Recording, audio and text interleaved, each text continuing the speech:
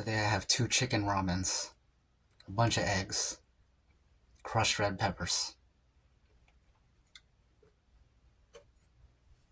This is Why Are We Going Back to the Moon? By the BBC World Service. We'll see what they gotta say. Look closely at this satellite image of the moon. You can still see tracks in the dust and part of the capsule from the last time humans were there. My golly, this time goes fast. That was Apollo 17, more than 50 years ago. The final mission in the space race that put man on the moon. But now, there's a new race to go back. So why now? And why has it taken so long? All systems are clear this time. To understand this new space race, we need to understand the first one. The first space race back in the 1960s was all about the United States of America and the... I feel like she kind of already said the answer by calling it a space race. We're going back because there's another space race. The first one, USA and the Soviet Union. And now, I guess from the pictures they showed, China, and probably everyone, if I had to guess, probably everyone is going up there. I know India went up there recently. India went to the moon. They landed, I think they landed a probe or something. China's got a probe up there too.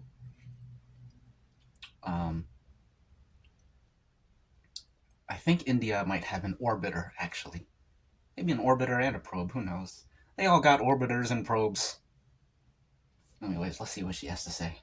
Soviet Union. 1960s was all about the United States of America and the Soviet Union trying to demonstrate their technological superiority as part of a much wider geopolitical battle to prove themselves the superpower of the world. Russia was the first to put an object, an animal, and a person into orbit. But in 1969, America won the race to put man on the moon. That's one small step for man. By 1972, 12 US astronauts had been to the moon. 3, 2, 1. But then the missions stopped. Right away, Houston. Vector grid. The reason the US didn't continue after 1972 is that the lunar exploration program was very expensive. It was billions of dollars, and President Nixon at the time pointed out that, well, we've already been there, and more importantly, we have defeated the Soviet Union in this race. America still talked about going back.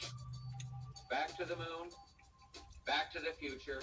Returning to the moon is an important step for our space program. But focus shifted to other priorities like satellites and the International Space Station. Meanwhile, China was building its own moon program.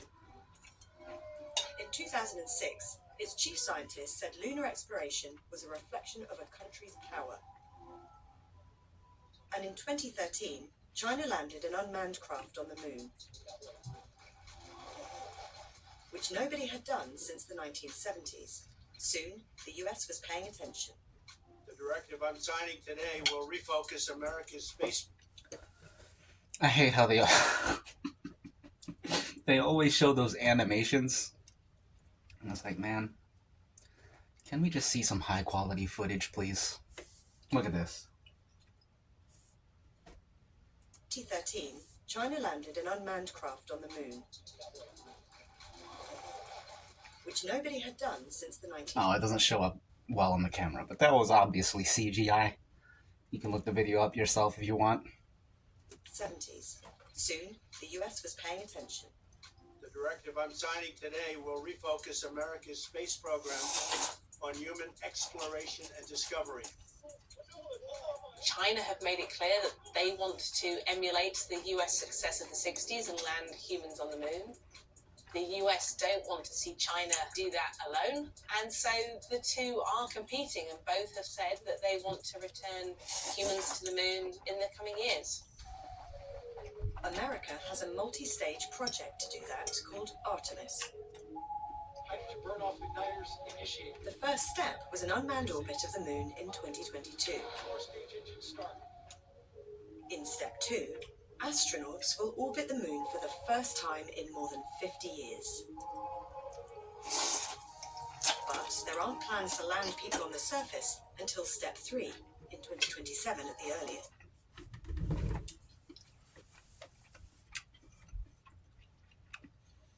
I don't think they ever stopped going. I think there's a public space program, NASA, and then there is a private, not private, but secret space program run by something, I don't know, CIA, whatever. Some deep state, deep government. They got their own behind the scenes space projects going. Excuse me. And as far as the public is concerned, we stopped going there. But they never stopped going there. They're up there studying, building bases, doing all kinds of crazy stuff. And yeah, it's all just a show. But now we're going back in the public sphere, the public sector. So we'll see what happens. Progress now is slower than in the first space race. One reason for that is concerns about safety. The appetite for risk back then was much greater than it is now. In many ways, the Apollo astronauts were very lucky. Space is a risky business. That's crazy. Neil Armstrong and Buzz Aldrin in High Quality, 1969. Progress now about safety. The appetite Young for risk Neil. back then was much Young greater Buzz. than it is now. Michael Collins. In many ways, the Apollo astronauts were very lucky. Space is a risky business. The rocket is hundreds of tons of exploding fuel. NASA has built a new rocket called the Space Launch System to get its astronauts to the moon. And private companies like SpaceX and Blue Origin are building the technology needed to land. This is to try and keep costs down. But some have said it's one of the reasons the Artemis program has had delays. Look at the architecture that we have developed to land American astronauts on the moon. It is extraordinarily complex.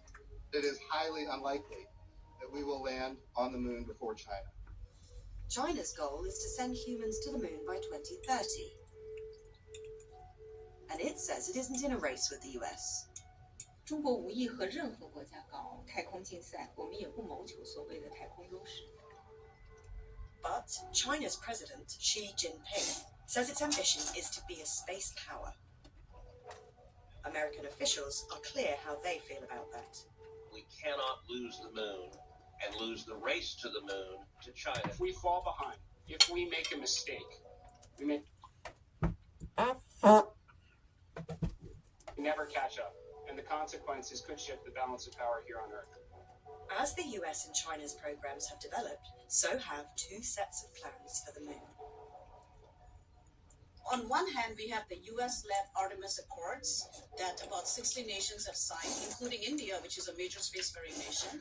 On the other hand, you have China that is leading the International Lunar Research Station.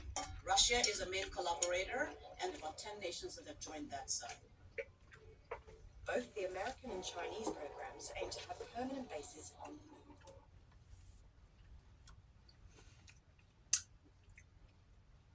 I like what the Chinese said about them not being in a race, but they're in a race. They're in a race to get a base on the moon. They're in a race to get a base on that place. So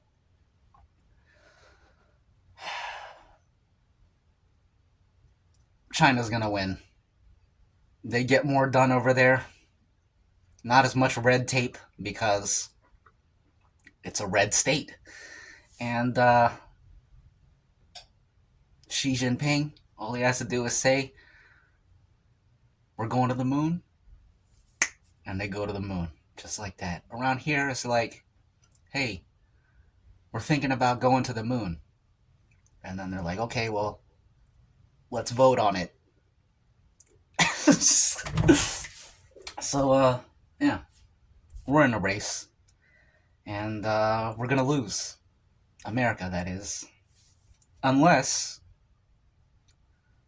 the secret projects are 30 years ahead.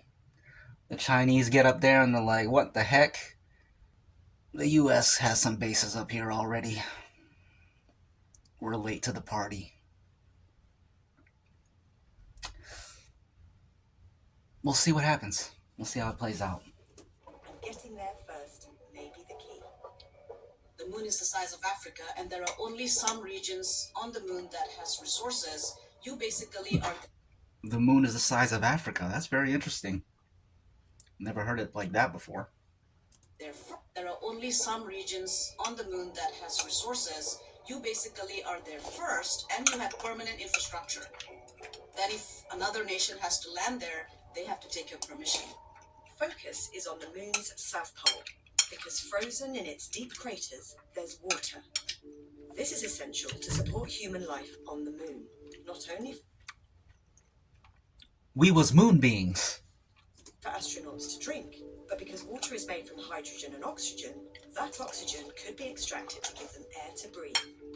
And if separated, hydrogen and oxygen can become rocket fuel, which could be used for our future plans in space. This time, we will not only plant our flag and leave our footprint, we will establish a foundation for an eventual mission to Mars, and perhaps someday to many worlds beyond. So the argument is that the moon is going to serve as that base of infrastructure, human ingenuity, where you actually utilize lunar resources to build your capacity. Some of those resources are hidden in moon dust, including helium-3, which could one day power nuclear fusion reactors and is very rare and expensive on Earth. But extracting it from the moon has never been tried. You have to send all the equipment to the moon. You then have to do all that processing, contain your helium-3, return it safely to Earth, and then use it. And the cost of that will be substantial. Will the benefit be worth it? And liftoff of Artemis 1. We rise together. Excuse me. That's one of many unknowns in this new race to the moon, but the ambitions are clear. The first space race was a lot about missions. Excuse me. The space race we are seeing today, it's about activity. It's not just one mission. It's this connection of activities that build capacity to utilize space for a much more sustainable period and longer term. We'll see what happens. I want to eat some cookies. Look at these cookies. Yum. Ooh. Great value chocolate chip. This is John F. Kennedy at Rice University. His Why Go to the Moon speech. This is a famous one. This is the one where he says, we do these things not because they are hard. No. We do these things not because they are easy, but because they are hard. That's his portrayal of the American spirit. So, but I've never heard this whole speech before. I only know that quote and probably some other ones that come from this. So let's probably won't listen to the whole thing right now, but I don't know. We'll see. Cookies and coffee. Ladies and gentlemen, the President of the United States.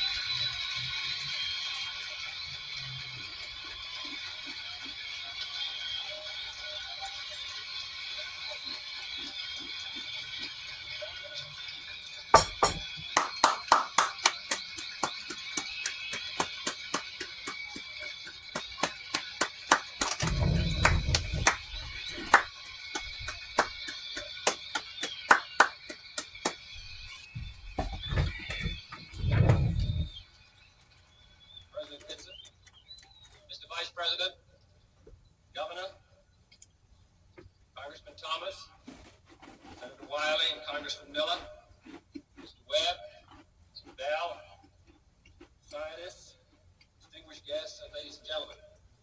I appreciate your president having made me an honorary visiting professor, and I will assure you that my first lecture will be very brief. I am delighted to be here, and I'm particularly delighted to be here on this occasion. We meet at a college noted for knowledge, in a city noted for progress, in a state noted for strength, and we stand in need of all three. For we meet in an hour of change and challenge, in a decade of hope and fear, in an age of both knowledge and ignorance. The greater our knowledge increases, the greater our ignorance unfolds. Despite the striking fact that most of the scientists that the world has ever known are alive and working today, despite the fact that this nation's own scientific manpower is doubling every 12 years in a rate of growth more than 3 times that of our population as a whole, despite that, the vast stretches of the unknown and the unanswered and the unfinished still far outstrip our collective comprehension. No man can fully grasp how far and how fast we've come. Excuse me. But condense, if you will, the 50,000 years of man's recorded history in a time span of about a half a century. Stated in these terms, we know very little about the first. That's interesting how he said half a century. Let's hear that again. Stated in these terms, in a 20,000 years of man's recorded history, in a time span of about a half a century. Stated Half a century. Excuse me. I wonder if that's that transatlantic accent. I believe this is around the time. It sounds like it's like the traces of the transatlantic accent. Maybe this was like toward the tail end of that era. And that's, you hear a little bit of that coming through in certain words. I don't know, I'm just speculating, but it makes sense to me. It sounds really out of place with the rest of his accent, so. Probably something from vocal coaching. Who knows? in these terms, we know very little about the first 40 years, except at the end of them, advanced man had learned to use the skins of animals to cover them. Then about 10 years ago, under this standard, man emerged from his caves to construct other kinds of shelter. Only 5 years ago, man learned to write and use a cart with wheels. Christianity began less than 2 years ago. The printing press came this year. And then less than 2 months ago, during this whole 50-year span of human history, the steam engine provided a new source of power. Newton explored the meaning of gravity. Last month, electric lights and telephones and automobiles and airplanes became available. Only last week, we developed penicillin and television and nuclear power. And now, if America's new spacecraft succeeds in reaching Venus, we will have literally reached the stars before midnight tonight. This is a breathtaking pace. And such a pace cannot help but create new ills as it dispels old. New ignorance.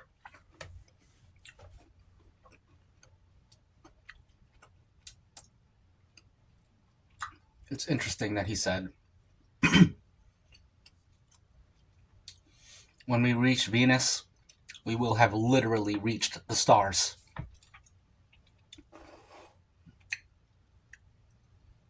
It doesn't make sense, but it makes sense at the same time. But it's interesting to hear that kind of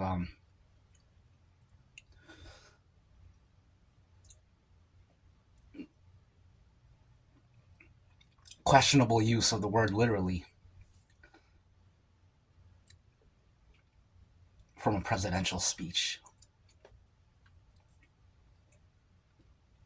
Interesting. New problems, new dangers. Surely the opening vistas of space promise high costs and hardships, as well as high reward. So it is not surprising that some would have us stay where we are a little longer, to rest, to wait. But this city of Houston, this state of Texas, this country of the United States was not built by those who waited and rested and wished to look behind them.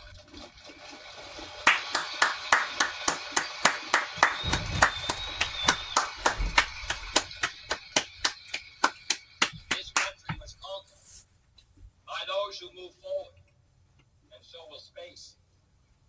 William Bradford, speaking in 1630 of the founding of the Plymouth Bay Colony, said that all great and honorable actions are accompanied with great difficulties, and both must be enterprised and overcome with admirable courage.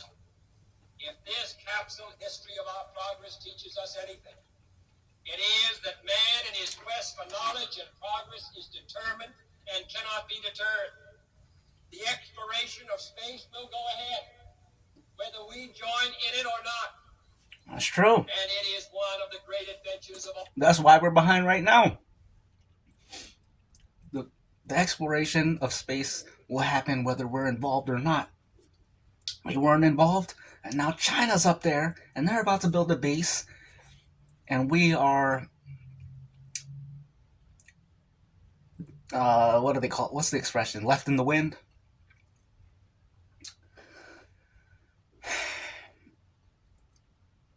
High and dry. High and dry, that's what they call it, I think. All time. And no nation which expects to be the leader of other nations can expect to stay behind in this race for space. Those who came before us made certain that this country rode the first waves of the Industrial Revolution, the first waves of modern invention, and the first wave of... I just ate a whole section of cookies. I'd like to watch this whole thing with y'all, but I don't want the video to be too long. So I think what I'm going to do is end the video. And in another video, I don't know when it will be, but another video, we'll watch the whole thing together because I'm interested. I'm interested in what all the presidents had to say.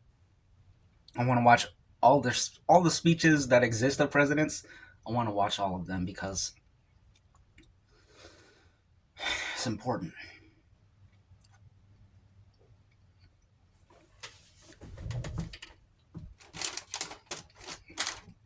Excuse me. Thoughts on JFK as a speaker? He's a good speaker. I like him. I can't believe they shot him. Those scumbags.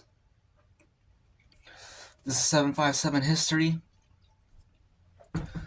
I'm sitting here with President John F. Kennedy, and we would like to wish you a great weekend, a great Sunday. See ya.